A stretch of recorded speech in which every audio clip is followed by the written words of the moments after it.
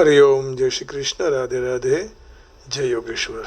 वंशीधरम तोत्रधरम नमामि मनोहरम मोहहरम च कृष्णं मालाधरम धर्मधुरम धरं च पार्थस्य सारथ्यकरं च देवं कर्तव्यदीक्षां च समत्वशिक्षां ज्ञानस्य भिक्षां शरणागतिं च ददाति गीता करुणाद्रभूता कृष्णेन गीता जगतो हिताय।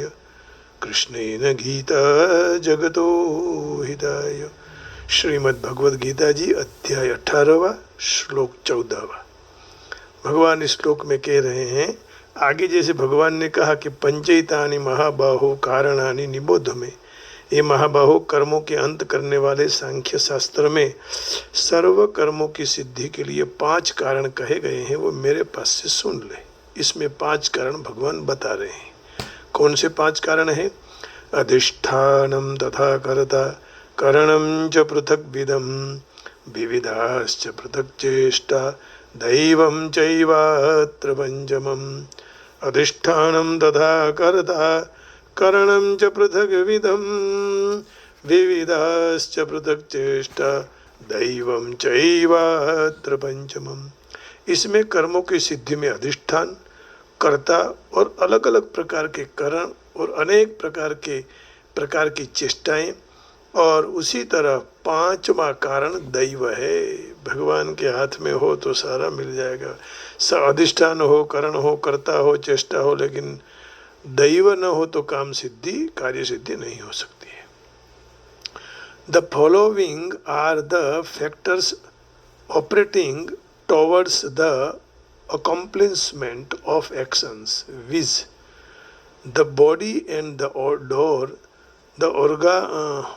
organs of different kinds and the different functions of manifold kinds, and the 5th is daiva, latencies of the past actions, daivam chaivatra panchamam।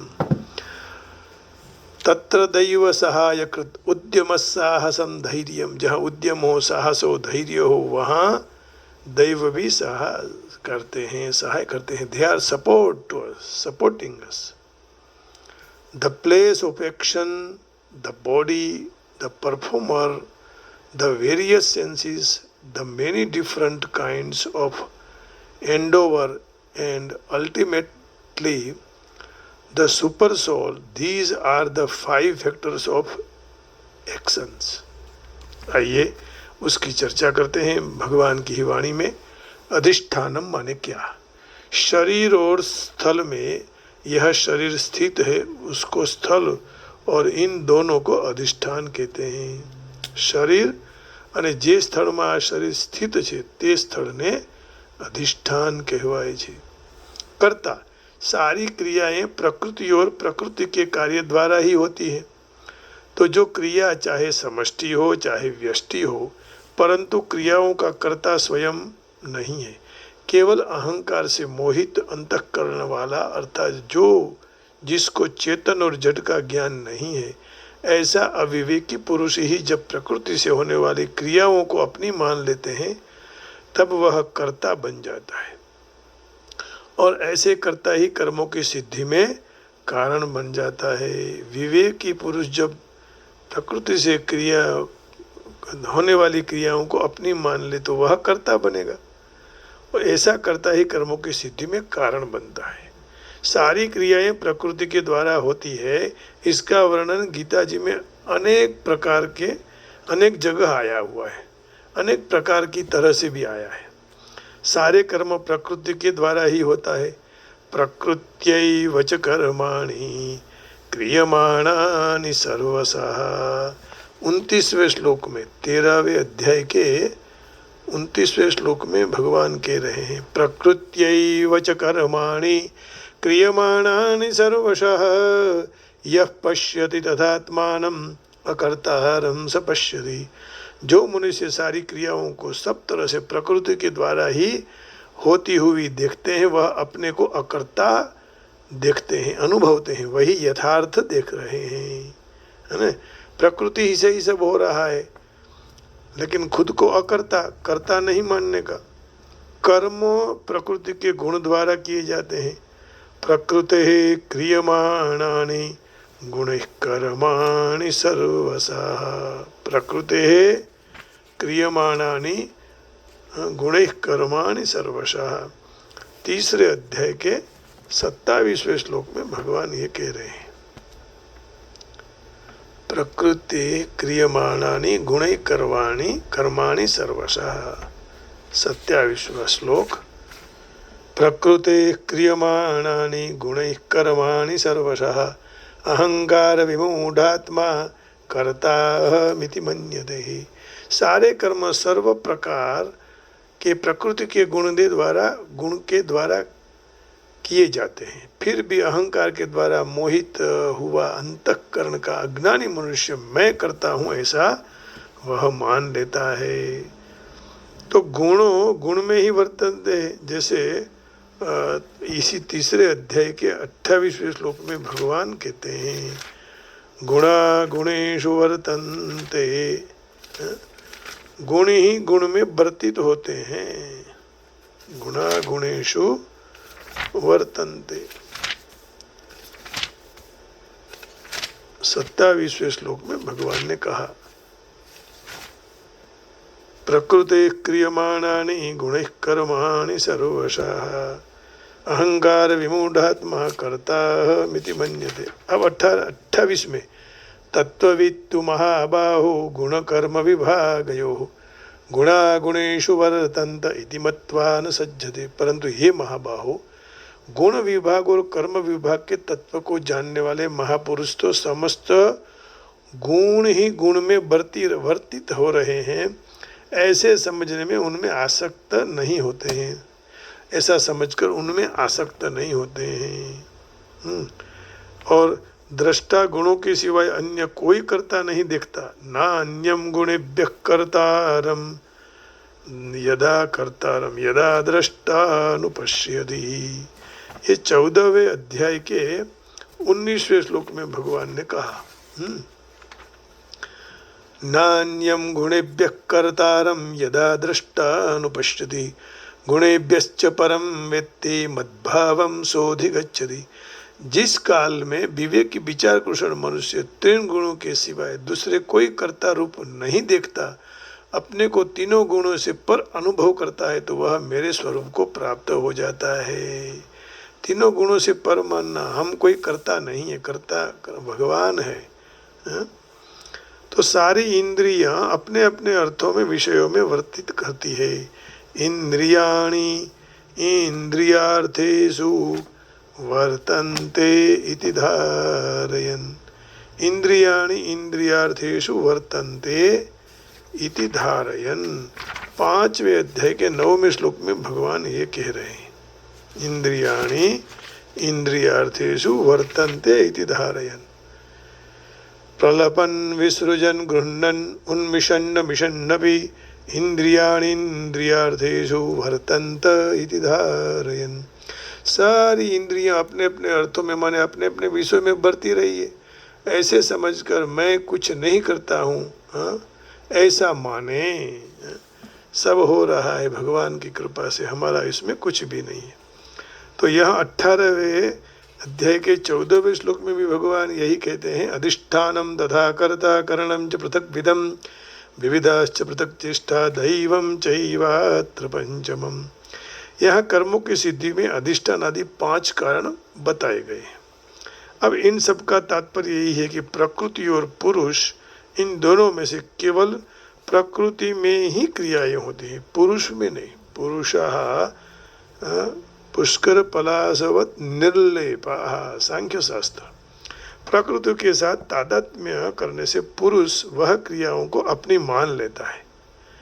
जैसे कोई मनुष्य विमान में बैठ गया और ऐसा मान ले कि मैं विमान के द्वारा जा रहा हूँ, वास्तव में विमान चल रहा है, मनुष्य तो नहीं। उसी तरह पुरुष अपने प्रकृति की क्रियाओं को कर्ता मान लेता है। अहंकार विमूढ़ात्मा कर्ताहमिति मन्यते। तीसरे अध्याय के 27 श्लोक अभी हमने देखा ना। अहंकार विमूढ़ात्मा कर्ताहमिति मन्यते प्रकृतेः क्रियमाणानि गुणैः कर्माणि सर्वशः अहंकार विमूढ़ात्मा कर्ताहमिति मन्यते। तो तत्व को जानने वाला विवेकी पुरुष ऐसा अनुभव करते हैं कि सारी क्रियाएं प्रकृति और प्रकृति के कार्य में ही हो रही है, मैं कुछ नहीं करता हूँ। नैव किंचित करोमीति युक्तो मन्येत तत्त्ववित्। नैव किंचित करोमीति युक्तो मन्येत तत्त्ववित्। मैं कुछ नहीं कर रहा हूँ। तत्त्ववित् ऐसा जानते हैं, सब भगवान ही कर रहे हैं। नैव किंचित करोमीति युक्तो मन्येत तत्त्ववित् पश्यन् शृण्वन् स्पृशन् जिघ्रन् नश्नन् गच्छन् स्वपन् श्वसन्।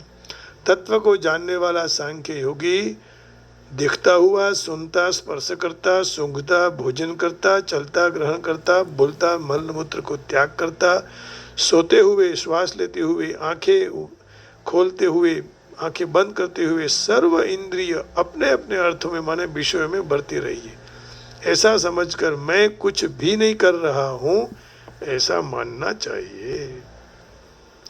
तो यहाँ से हमें भगवान ने बहुत स्पष्टता कर दी इतने सारे उदाहरण देकर। करणम च पृथक विधम, कुल 13 करण है। पाणी, पाद, वाक, उपस्थ, पायु और 5 कर्मेंद्रिय हैं। श्रोत्र, त्वच, चक्षु, जिह्वा, घ्राण 5 ज्ञानेन्द्रिय, 10 बहिकरण है और मन, बुद्धि, अहंकार 3 अंतःकरण है।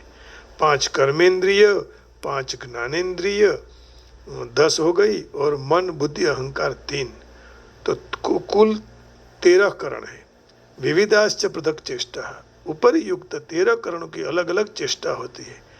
जैसे पाणी, हाथ आदान प्रदान करना, पाँव आना जाना चलना घूमना, वाक माने बोलना, उपस्थ माने मल मूत्र का त्याग करना, पायु माने गुदा मल का त्याग करना, उपस्थ माने मूत्र का त्याग, गुदा पायु माने गुदा माने मल का त्याग, श्रोत्र माने सुनना, चक्षु माने देखना, त्वक माने स्पर्श, रसना माने चखना, घ्राण माने सूंघना, मन माने मनन करना, बुद्धि माने निश्चय करना, अहंकार माने मैं ऐसा हूँ ऐसा अभिमान करना। तो ये सब साधन है अलग अलग कर्मों की सिद्धि में। अब दैवम चैवात्र पंचमम, कर्मों की सिद्धि में 5वां करण का नाम है दैव। यहाँ दैव संस्कारों को कहा गया है। मनुष्य जैसे कर्म करे वैसे ही संस्कार और अंतःकरण पड़ते हैं। शुभ कर्म शुभ संस्कार, अशुभ कर्म अशुभ संस्कार पड़ते हैं। उसी तरह संस्कार के आगे कर्म करने की स्फुरना पैदा होती है। जिसमें जो कर्म का संस्कार जितना अधिक हो तो वह कर्म में उतनी ही सुगमता से लग जाएगा, और जो कर्म के विशेष संस्कार नहीं है तो वह करने में उसको परिश्रम होगा। इसी तरह मनुष्य सुनता है, पढ़ता है, विचार करता है, फिर भी वह अपने अपने संस्कार के अनुसार करता है। तात्पर्य यही हुआ कि मनुष्य के अंतःकरण में शुभ और अशुभ संस्कार होते हैं और वह उसके अनुसार ही कर्म करने की स्फुरना करता है। ऐसे श्लोक में कर्म की सिद्धि में 5 कारण बताए गए हैं: अधिष्ठान, कर्ता, करण, चेष्टा और दैव। इसका कारण यही है कि आधार के बिना कोई भी काम यदि किया जाए तो उसके लिए अधिष्ठान पद गया। कर्ता के बिना क्रिया कौन करेगा, इसलिए कर्ता पद आया। क्रिया करने के लिए साधन की आवश्यकता पड़ती है, इसलिए कर्ता क्रिया करेंगे, इसके लिए करण पद आया। करने में साधन होते हुए भी क्रिया नहीं करने में आवे तो कर्म सिद्धि कैसे हो सकेगी? तो चेष्टा करनी पड़ेगी। अब कर्ता अपने अपने संस्कारों के अनुसार ही क्रिया करेगा, तो संस्कारों के विरुद्ध अथवा संस्कारों के बिना क्रिया नहीं कर सकेंगे, इसलिए यहाँ दैव पद आया। इस तरह यह 5 के होने से कर्म सिद्धि होती है ना। कोई आधार तो चाहिए। अधिष्ठानम तथा कर्ता करणम च पृथक विधम, कर्ता भी है, करण भी है, और करण के साथ यदि चेष्टा नहीं होगी तो कर्म सिद्धि कैसे होगी। और ये सब होने के बाद भी दैव, हाँ, तो संस्कार नहीं होंगे तो क्रिया नहीं कर पाएगा। इसलिए अहंकार अपरा प्रकृति है और जीव परा प्रकृति है। जीव का संबंध सजातीयता परमात्मा के साथ है, परंतु अहंकार के साथ संबंध जोड़कर अपने को कर्ता मान लेते हैं। दैवम, अच्छे बुरे संस्कार सब में रहते हैं। सुमति कुमति सबके उर रही, सुमति कुमति सबके उर रही। ये सुमति और कुमति सबके उर रही है, ऐसा कहते हैं।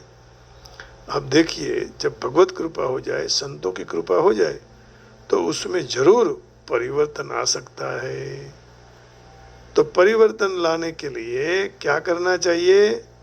हमारी जो सुमति है वो भगवान में लगा दो, तो सुमति सन्मति हो जाएगी। सुमति और सन्मति होगी, सन्मति तो है ही। जहाँ सुमति तहाँ संपत्ति नाना, जहाँ कुमति तहाँ विपत्ति निदाना।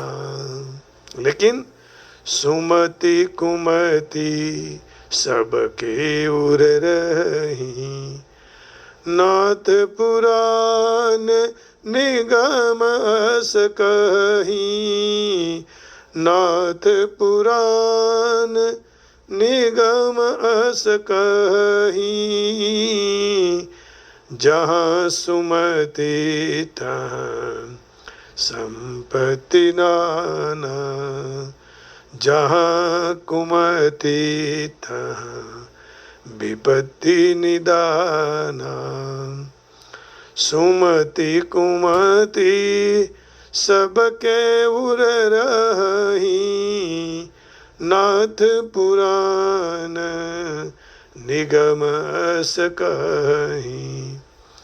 जहाँ सुमति तहाँ संपत्ति नाना, जहाँ कुमति तहाँ विपत्ति निदाना। हे नाथ, पुराण और वेद ऐसा कहते हैं कि सुबुद्धि अच्छी बुद्धि और कुबुद्धि खोटी बुद्धि सबके हृदय में रहती है। जहाँ सुबुद्धि है वहाँ नाना प्रकार की संपत्ता है, और जहाँ कुबुद्धि है वहाँ परिणाम में विपत्ति और दुख ही रहता है। तो आइए हमारे इस मति को सन्मति कैसे बनाएं?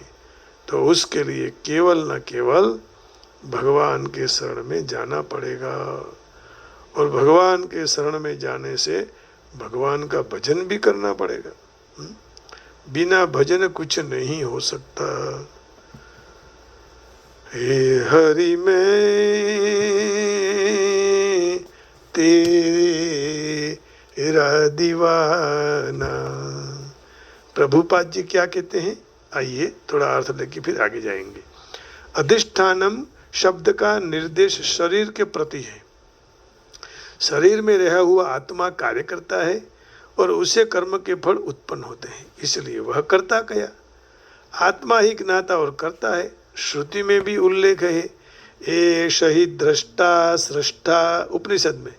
वेदांत में भी ज्ञात ज्ञोत एव तथा कर्ता शास्त्रार्थवत्वात् इन श्लोकों द्वारा समर्थन किया गया है कि कर्म के उपकरण इंद्रियां हैं और आत्मा और इंद्रियों के द्वारा ही विविध कर्म किए जाते हैं। हर एक कर्म के लिए अलग अलग प्रयास और चेष्टा है, परंतु सर्व कर्म हृदय में मित्र के रूप में रहे हुए परमात्मा की इच्छा पर ही अवलंबित है। वाह क्या बात है! परमेश्वर ही सर्वोपरि कारण है। इसलिए इस परिस्थिति में जो मनुष्य अंतर्यामी परमात्मा की भावना से परमात्मा जैसे प्रेरणा देते हैं, उसी तरह कृष्ण परायण होकर काम करते हैं तो वह कोई कर्म से बंधन में नहीं आता है। जो संपूर्ण कृष्णमय है और वह अंत में अपने कर्म के जवाबदार नहीं रहते हैं। सारा परम इच्छा परमात्मा पूर्ण पुरुषोत्तम परमेश्वर पर ही अवलंबन है। तो इसका अर्थ हुआ बलीयसी केवलमीश्वरेच्छा, ईश्वर की ही इच्छा से ही ये सब कुछ है। तो फिर आगे पीछे दौड़ना नहीं, आगे पीछे ये सब करना नहीं। और यह 5 जो कर्म के सिद्धि में है इनको याद करके आगे बढ़ने का। अधिष्ठानम तथा कर्ता करणम च पृथक विधम विविधाश्च पृथक चष्टा दैवम चैवात्र पंचमम। तो यदि पंचम जो है उनको सिद्ध करना है तो एक ही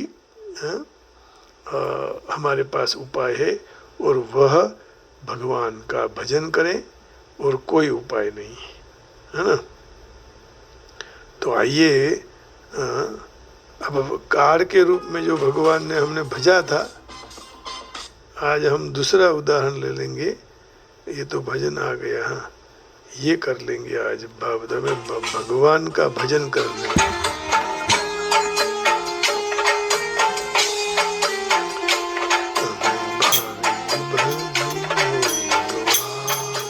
जीवन थोड़ू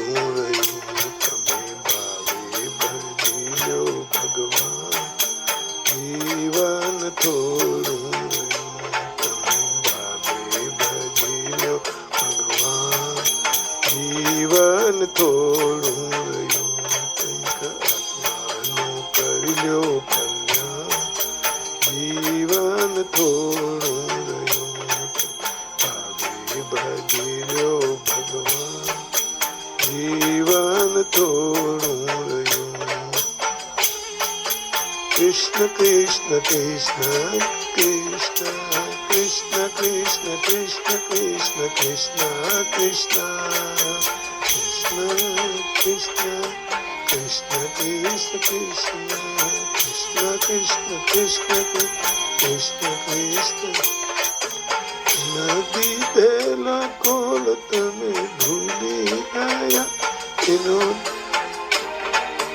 कोलत में भूली गया झूठी माया ने मोह में भेला तया झूठी माया ने मोह में भेला तया चितो चितो शू भूला चोगा जीवन तोड़ू रही चितो चितो शू भूला चो जीवन तोड़ू रही भजिलो भगवान जीवन तोड़ू रही तमें भावे भजिलो भगवान जीवन तोड़ू रही।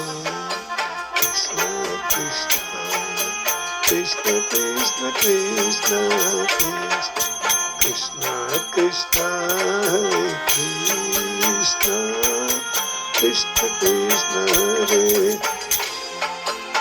વાની અડધું ગયું નથી ભક્તિના માર્ગમાં ડગલું ભર્યું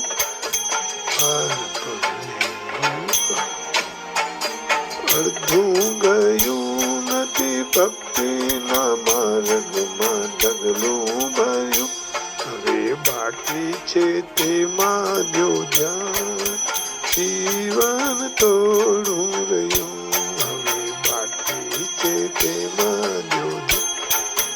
जीवन तोड़ू रही तमें भावे भजिलो भगवान जीवन तोड़ू रही।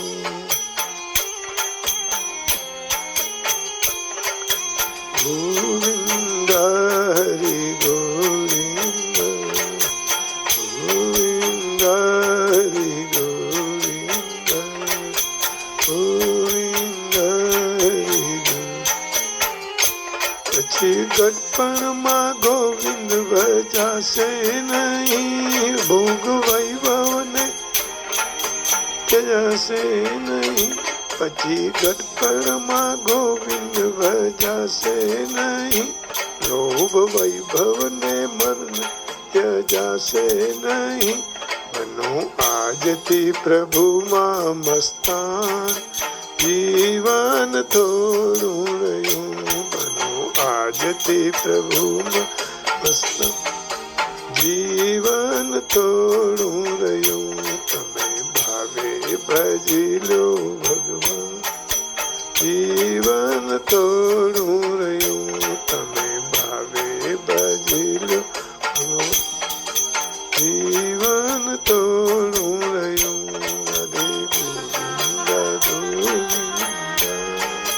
કૃષ્ણ કૃષ્ણ ગોવિંદ, રાધે ગોવિંદ ગોવિંદ, કૃષ્ણ ગોવિંદ, રાધે तीनों बातों भरो जरा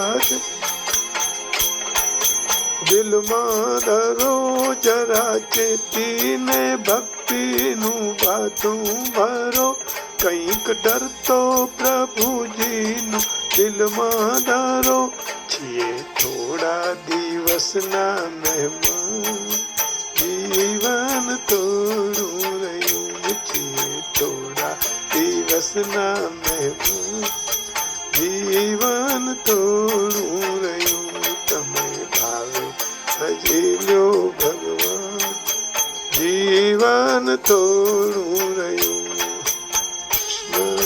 કૃષ્ણ કૃષ્ણ કૃષ્ણ કૃષ્ણ કૃષ્ણ કૃષ્ણ કૃષ્ણ કૃષ્ણ, ગોવિંદ હરિ ગોવિંદ, ગોવિંદ હરિ ગોવિંદ, આળસમાં દિન યામ વીતી જાશે, પછી ઓચિંતું યમનું રેતેલું થશે, બધા આળસમાં ઇન આમ વીતી જાશે, પછી ઓચિંતું એમનું તેડું થશે, નહીં ચાલે આપણું રે તોફાન, જીવન થોડું રહ્યું, નહીં ચાલે તમારું તોફાન, જીવન થોડું રહ્યું, તમે ભાવે ભજી લો